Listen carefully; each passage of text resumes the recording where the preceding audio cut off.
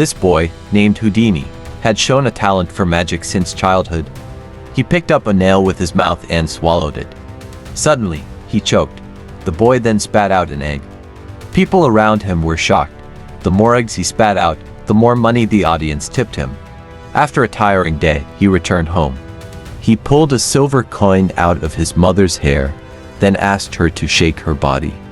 More coins fell to the floor. His mother laughed with joy. The boy promised that one day he would earn even more money. 10 years later, it was time for Houdini to innovate.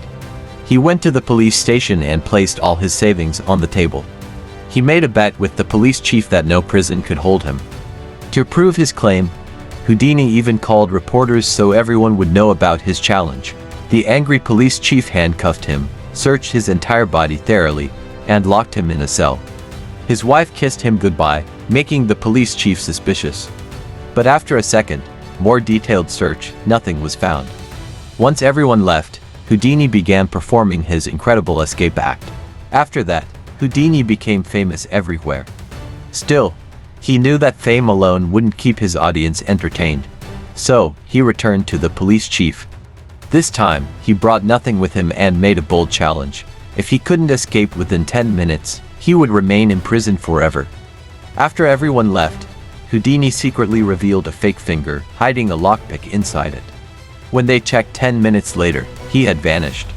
Everyone was astonished by his performance. News of this spread quickly and even reached the king. Houdini was invited to the royal theater to perform privately for the king and queen. He decided to attempt a trick with a 90% chance of death. He invited one of the royal guards to test his shooting skills. Nervously, the guard aimed at the target and pulled the trigger, striking directly in the center. Moments later, Houdini appeared back on stage with the bullet in his mouth.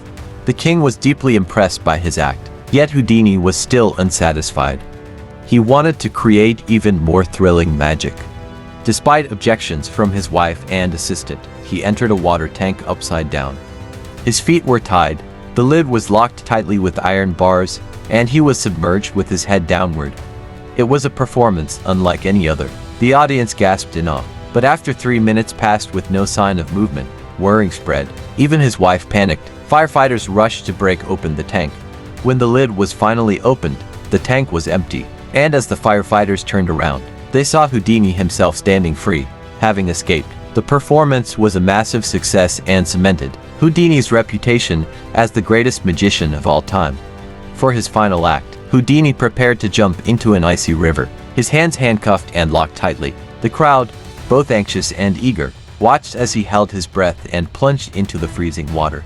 Houdini had hidden a lockpick on his body and managed to free himself from the chains in the freezing depths. But there was one problem: he couldn't find his way back up, blocked by a thick sheet of ice. He choked on the icy water and nearly drowned. Then, a mysterious voice guided him. It was the echo of his mother calling him. Following the sound, Houdini escaped through a crack in the ice. Though he came close to death many times, he never stopped pursuing the magic he had dreamed of since childhood.